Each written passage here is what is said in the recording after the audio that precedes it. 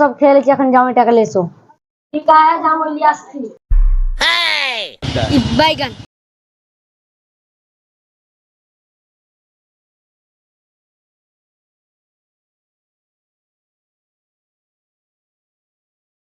আপনি है আমার ছেলের নাম রিয়াজ গো। বাবা রিয়াজ হুন্নুর বাচ্চা দাবা হ্যাঁ তো ওঠে নামবে বাইগান রিয়াজ তোমার বাপ দাদা এলাকাটা আমার বাপ দাদা কেউ নেই আমি একাই 100